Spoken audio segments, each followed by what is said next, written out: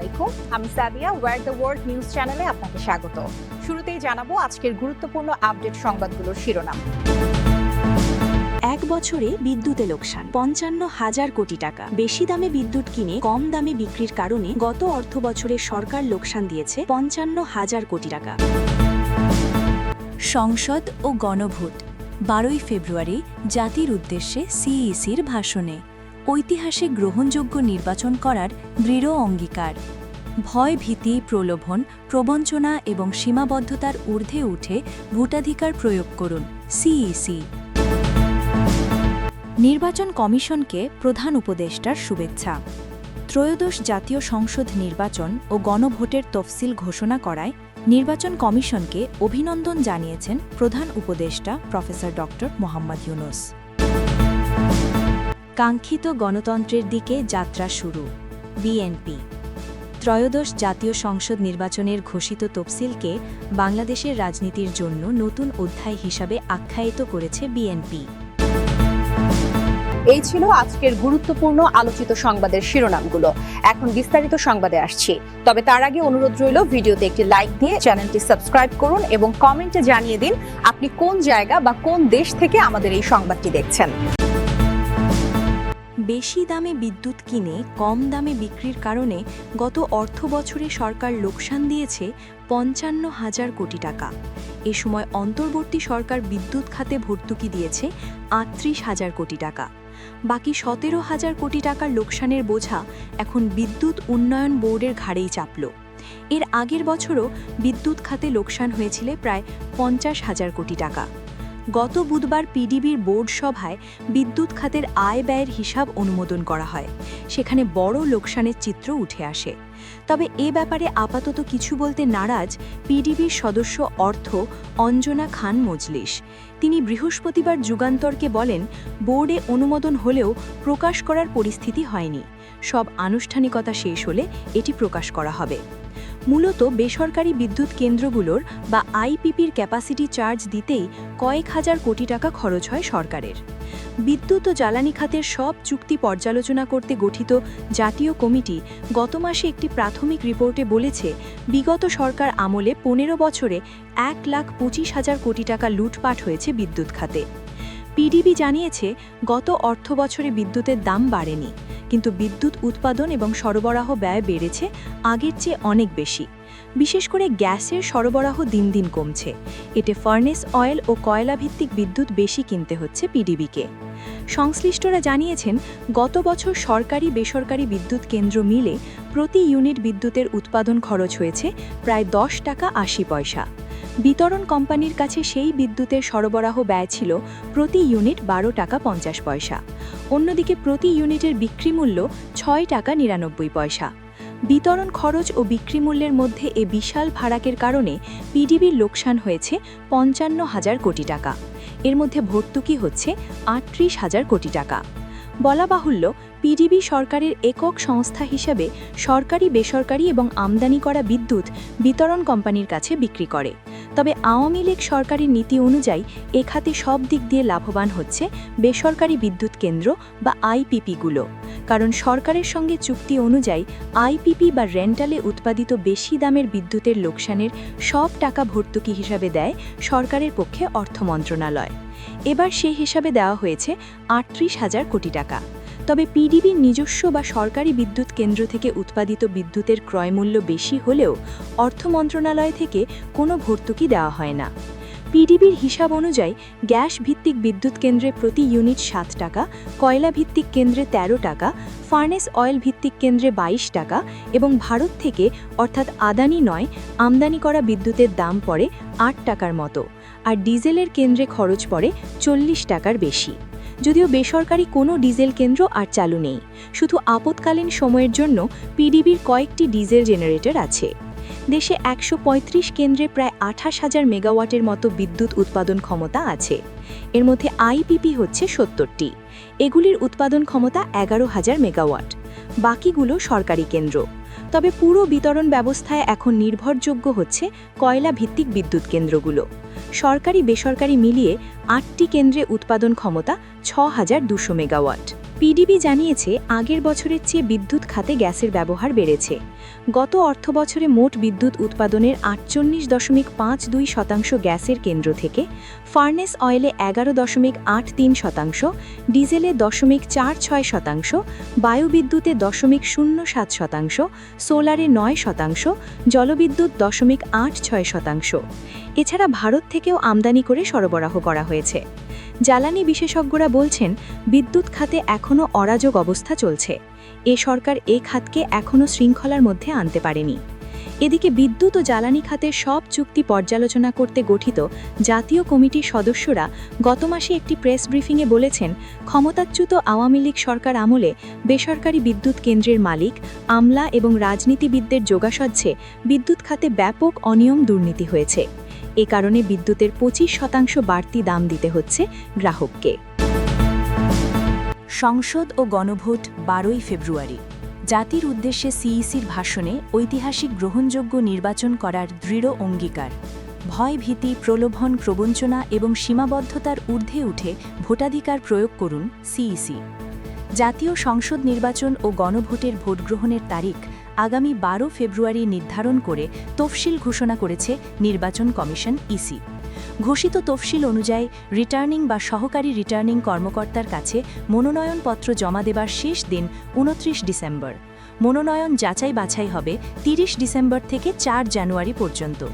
যাচাই বাছাইয়ের রিটার্নিং কর্মকর্তার সিদ্ধান্তে অসন্তুষ্ট প্রার্থীরা 5 থেকে 11 জানুয়ারি পর্যন্ত আপিল করতে পারবেন, যা ইসি 12 থেকে 18 জানুয়ারি নিষ্পত্তি করবে।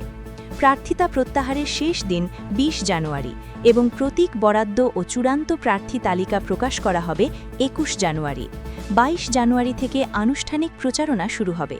প্রার্থীরা মোট 20 দিনের প্রচার সময় পাবেন। নির্ধারিত দিনে সকাল 7:30 থেকে বিকেল 4:30 পর্যন্ত দেশের 300 আসনে একযোগে ভোটগ্রহণ অনুষ্ঠিত হবে। বৃহস্পতিবার সন্ধ্যায় জাতির উদ্দেশ্যে দেওয়া ভাষণে প্রধান নির্বাচন কমিশনার এএমএম নাসির উদ্দিন তফসিল ঘোষণা করেন। তিনি বলেন, একটি গ্রহণযোগ্য ঐতিহাসিক নির্বাচন উপহার দেওয়ার ব্যাপারে ইসি দৃঢ় প্রতিজ্ঞ। গণতান্ত্রিক মালিকানা প্রতিষ্ঠার একমাত্র পথ নির্বাচন উল্লেখ করে তিনি বলেন, অতীতে মানসম্মত নির্বাচনের অভাব জাতির প্রত্যাশাকে ব্যাহত করেছে। 2024 সালের গণ অভ্যুত্থানের পর এটি হবে দেশের প্রথম নির্বাচন। নিবন্ধন স্থগিত থাকায় আওয়ামী লীগ এবার নির্বাচনে অংশ নিতে পারছে না। বিএনপি, জামায়াত, এনসিসি পার্টি ও অন্যান্য নিবন্ধিত 55টি দল নির্বাচনে অংশগ্রহণ করবে। বেশ কয়েকটি দল ইতোমধ্যে তাদের প্রার্থী ঘোষণা করেছে। সিইসি তার ভাষণে ভোটার, রাজনৈতিক দল ও নির্বাচনী দায়িত্বপ্রাপ্তদের উদ্দেশ্যে বেশ কিছু নির্দেশনা ও আহ্বান জানান। তিনি বলেন, ভোটাধিকার শুধু অধিকার নয়, এটি একটি পবিত্র দায়িত্ব। ভয়, ভীতি, প্রলোভন বা বিভ্রান্তি উপেক্ষা করে ভোটারদের ভোট কেন্দ্রে যেতে আহ্বান জানান তিনি। ধর্ম, লিঙ্গ, গোষ্ঠী নির্বিশেষে সবাইকে উৎসবমুখর পরিবেশে ভোট দেওয়ার আহ্বান জানান তিনি। রাজনৈতিক দলগুলোর প্রতি আচরণবিধি মেনে শান্তিপূর্ণ ও সম্মানজনক প্রতিযোগিতা নিশ্চিত করার অনুরোধ জানান। বিভ্রান্তিমূলক তথ্য ছড়ানো থেকে বিরত থাকার আহ্বানও আসে তার ভাষণে। নির্বাচনী দায়িত্বপ্রাপ্তদের উদ্দেশ্যে সিইসি বলেন, নিরপেক্ষতা ও সততার সঙ্গে দায়িত্ব পালন করতে হবে। কোনো গাফিলতি বরদাস্ত করা হবে না। তফসিল ঘোষণার পর 48 ঘণ্টার মধ্যে সব প্রচার সামগ্রী অপসারণের নির্দেশ দিয়েছে ইসি। পোস্টার, ব্যানার, বিলবোর্ড, তোরণ, আলোকসজ্জা ও নির্বাচনী ক্যাম্প সরিয়ে ফেলতে স্থানীয় সরকার প্রতিষ্ঠানগুলোকে নির্দেশনা দেওয়া হয়েছে। উপজেলায় 2 জন করে নির্বাহী ম্যাজিস্ট্রেট নিয়োগের নির্দেশও পাঠিয়েছে ইসি। তারা আচরণবিধি বাস্তবায়ন ও ভ্রাম্যমাণ আদালত পরিচালনা করবেন। নির্বাচন কমিশনকে প্রধান উপদেষ্টার শুভেচ্ছা। ত্রয়োদশ জাতীয় সংসদ নির্বাচন ও গণভোটের তফসিল ঘোষণা করায় নির্বাচন কমিশনকে অভিনন্দন জানিয়েছে প্রধান উপদেষ্টা প্রফেসর ডক্টর মুহাম্মদ ইউনুস। এক শুভেচ্ছা বার্তায় তিনি বলেন, এই তফসিল ঘোষণার মধ্য দিয়ে দেশের গণতান্ত্রিক অভিযাত্রা একটি গুরুত্বপূর্ণ মাইলফলক অতিক্রম করল। ঐতিহাসিক গণ অভ্যুত্থানের পর দেশ এখন যে নতুন পথে অগ্রসর হচ্ছে, এই নির্বাচন ও গণভোট সেই পথরেখা দৃঢ় করবে, গণমানুষের মতকে প্রাধান্য দেবে এবং নতুন বাংলাদেশের ভিত্তি আরও সুসংহত করবে। তিনি বলেন, আমি বিশ্বাস করি নির্বাচন কমিশন তাদের সাংবিধানিক দায়িত্ব পালন করবে স্বাধীনভাবে, নিরপেক্ষভাবে এবং সর্বোচ্চ পেশাদারিত্বের সঙ্গে। নির্বাচন ও গণভোটকে উৎসবমুখর, অংশগ্রহণমূলক ও সম্পূর্ণ সুষ্ঠুভাবে সম্পন্ন করার লক্ষ্যে অন্তর্বর্তী সরকার নির্বাচন কমিশনকে সব ধরনের প্রয়োজনীয় সহায়তা দেবে। দেশের রাজনৈতিক দল, প্রার্থী, গণমাধ্যম, সুশীল সমাজ এবং সর্বোপরি দেশের জনগণের প্রতি আহ্বান জানিয়ে প্রধান উপদেষ্টা বলেন, এই নির্বাচন ও গণভোটকে একটি জাতীয় ঐক্যের উদ্যোগ হিসাবে গ্রহণ করুন। ভিন্ন মতের প্রতি শ্রদ্ধা, শান্তিপূর্ণ পরিবেশ ও গণতান্ত্রিক আচরণ আমাদের সামনের দিনগুলোকে আরও স্থিতিশীল করবে। তিনি বলেন, বাংলাদেশ আজ নতুন ভবিষ্যতের দ্বারপ্রান্তে দাঁড়িয়ে। আপনাদের সবার সক্রিয় অংশগ্রহণ ও দায়িত্বশীল আচরণের মধ্য দিয়ে আমরা একটি আধুনিক, ন্যায়ভিত্তিক ও সমৃদ্ধ রাষ্ট্র নির্মাণে সফল হব। এই দৃঢ় বিশ্বাস আমার। কাঙ্ক্ষিত গণতন্ত্রের দিকে যাত্রা শুরু। বিএনপি ত্রয়োদশ জাতীয় সংসদ নির্বাচনের ঘোষিত তফসিলকে বাংলাদেশের রাজনীতির জন্য নতুন অধ্যায় হিসেবে আখ্যায়িত করেছে বিএনপি।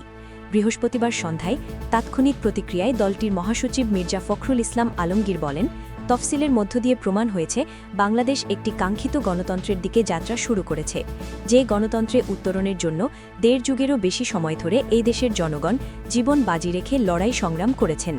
মির্জা ফখরুল আশা প্রকাশ করে বলেন, আগামী নির্বাচনে গণতন্ত্রপ্রিয় সব দল অংশ নেবে, একটি শান্তিপূর্ণ পরিবেশে ভোট অনুষ্ঠিত হবে এবং সেই নির্বাচন নিরপেক্ষ ও গ্রহণযোগ্য হবে। এক প্রশ্নের জবাবে বিএনপির মহাসচিব বলেন, নির্বাচন নিয়ে বাংলাদেশ জাতীয়তাবাদী দলের বিএনপির কখনোই কোনো শঙ্কা ছিল না। বিএনপি বরাবরই বলে এসেছে, নির্বাচনী সংকট উত্তরণের একমাত্র পথ। সেই পথে আনুষ্ঠানিক যাত্রা শুরু হওয়ায় ঘোষিত তফসিলকে আমরা স্বাগত জানাচ্ছি। একই দিনে জাতীয় সংসদ নির্বাচন এবং জুলাই জাতীয় সনদ বাস্তবায়ন আদেশের উপর গণভোট প্রসঙ্গে মির্জা ফখরুল বলেন, আমি মনে করি এটি বাংলাদেশের রাজনৈতিক ইতিহাসে নিঃসন্দেহে একটি অত্যন্ত বড় ও উল্লেখযোগ্য ঘটনা। এটাকে সুষ্ঠুভাবে পালন করা ও অনুষ্ঠান করা নির্বাচন কমিশনের দায়িত্ব। বিএনপির মহাসচিব জানান, তাদের প্রত্যাশা নির্বাচন কমিশন নিরপেক্ষ, সুষ্ঠু ও অবাধ নির্বাচন আয়োজন করবে। বিগত ১৫ বছর এদেশে নির্বাচনের নামে প্রহসন হয়েছে, গণতন্ত্রকে ধ্বংস করা হয়েছে। আজকে আবার একটা সুযোগ সৃষ্টি হয়েছে।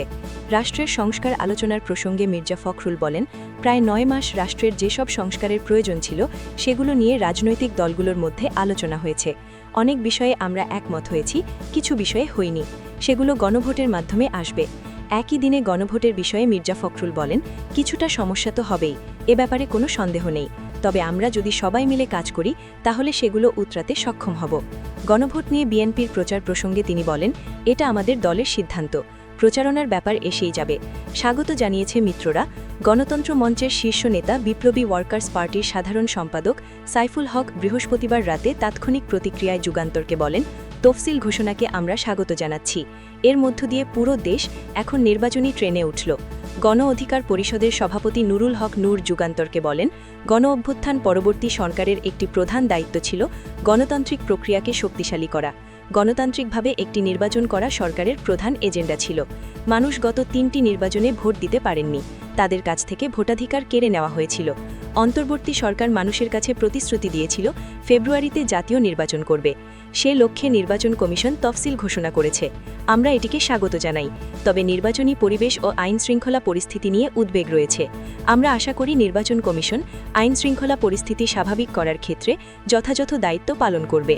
এছাড়াও নির্বাচনী তফসিলিতে স্বাগত জানিয়েছে বাংলাদেশ জাতীয় পার্টি বিজেপি, জাতীয়তাবাদী গণতান্ত্রিক আন্দোলন এনডিএম, ১২ দলীয় জোট, জাতীয়তাবাদী সমমনা জোট, গণফোরাম সহ বিএনপির মিত্র রাজনৈতিক দলগুলো।